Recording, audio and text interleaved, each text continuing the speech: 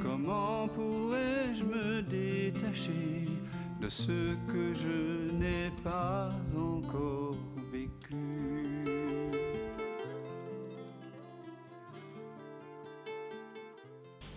Est-ce que l'espace peut dire non? Non. L'espace, il est le oui. Parce que c'est pas un, ça n'a rien à voir avec le corps. Le corps dit non. Voilà. Que ce soit bien clair.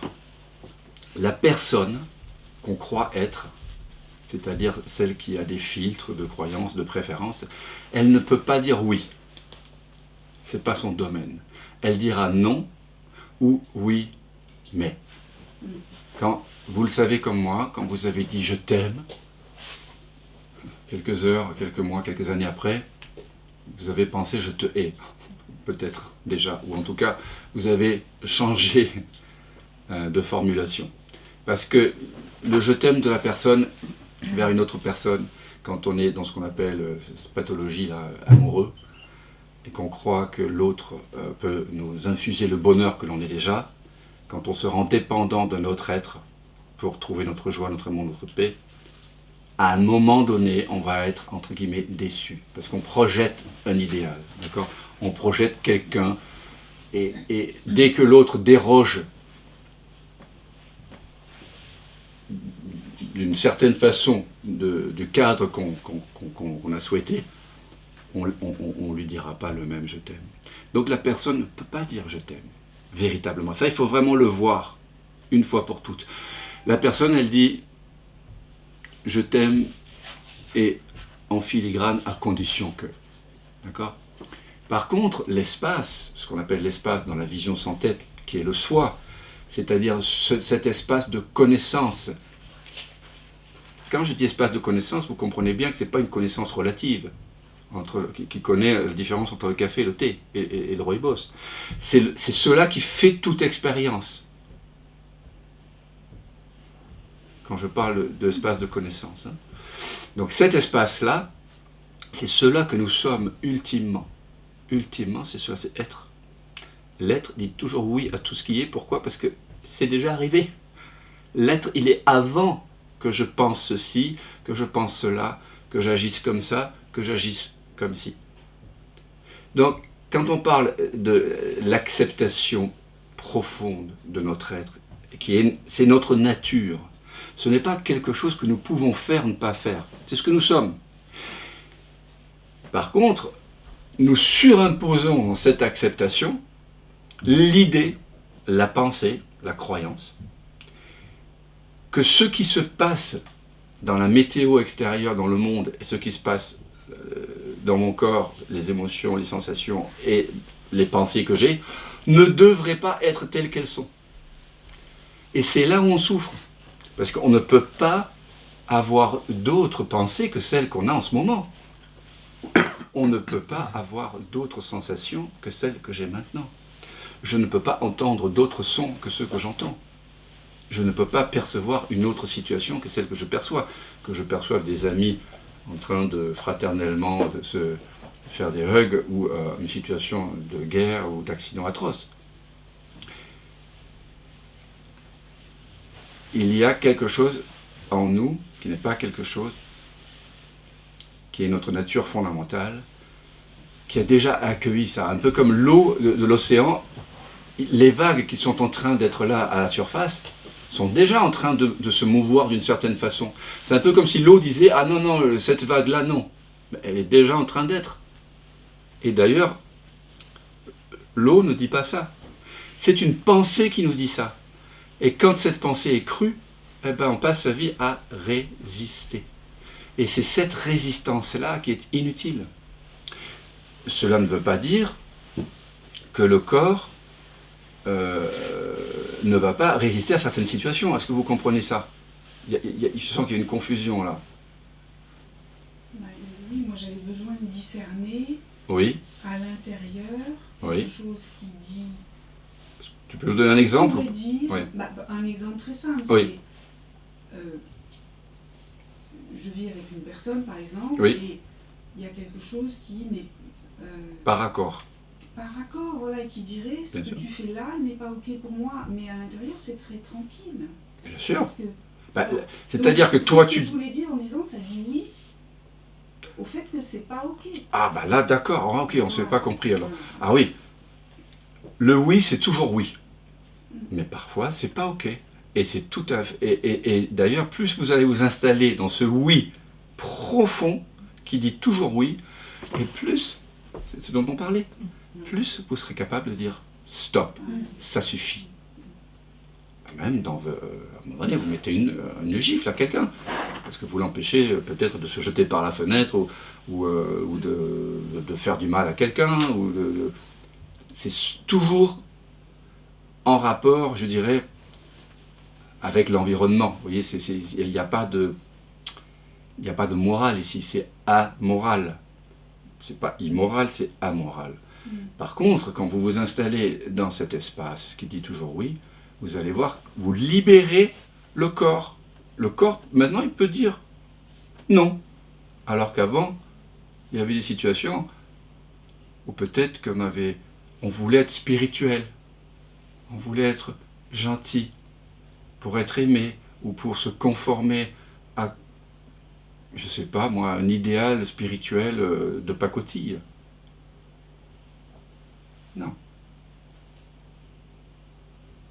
Quand vous vous déposez dans le oui, le corps, vous permettez au corps de dire non. Ça, est-ce que vous le sentez, ça? Oui, exactement. Et même le corps va te dire quand c'est plus aligné. Merci. C'est exactement ça, parce que le corps, il parle. Il vous dit quand c'est pas aligné. C'est pour ça qu'ici, on va, peut-être pas aujourd'hui, mais à partir de demain, je sais pas, on va donner beaucoup de place à la voix du senti. Parce que le corps, qu'est-ce qui exprime ce qu'on appelle l'ego? L'ego, c'est quoi? C'est une résistance à la vie. Ce qu'on appelle l'ego ici. Hein. C'est une mécanique de résistance. C'est quelque chose qui dit non alors que le oui a déjà eu lieu. C'est un truc inutile et contre-productif et destructeur. Quand l'ego crée une résistance à ce qui est déjà en train d'avoir lieu, le corps, il est mal. Il souffre. Il y a de l'anxiété. Alors cette souffrance psychologique, on peut dire que c'est du stress, que c'est de l'anxiété, ça peut être une crise de panique, ça peut être de la nausée, ça peut être un mal de tête, ça peut être un mal de ventre, une peur. Il y a une peur. D'accord? Donc le corps nous dit toujours, il y a quelque chose qui est par raccord. Et on prendra soin d'écouter ça. Aussi. Bien sûr. Vraiment.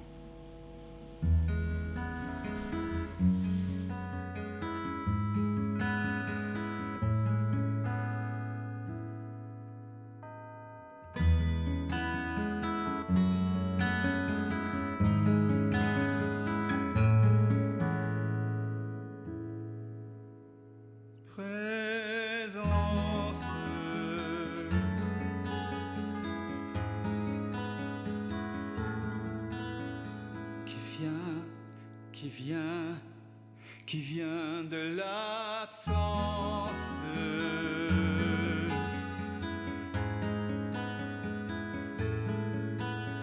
qui ce rêve présent, s'il donne naissance à ce grand rêve qui est l'univers et que l'on nomme la vie.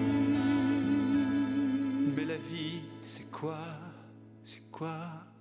La vie n'est que danse, évidence de l'unique présence. Et tout prend naissance en toi qui jamais ne commence.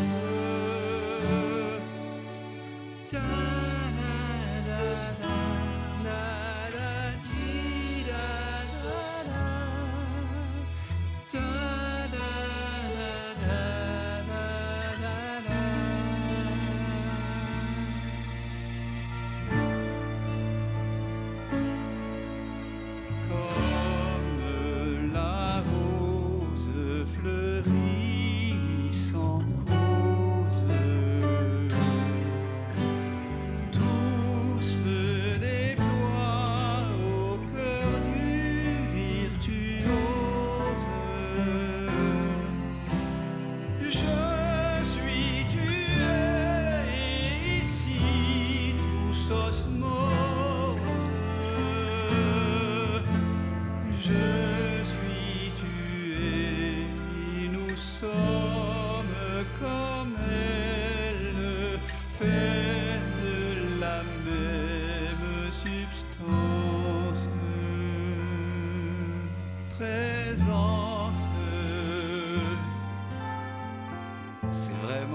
maintenant que ça commence. Je m'émerveille en ce silence, tout naît, tout meurt dans la présence.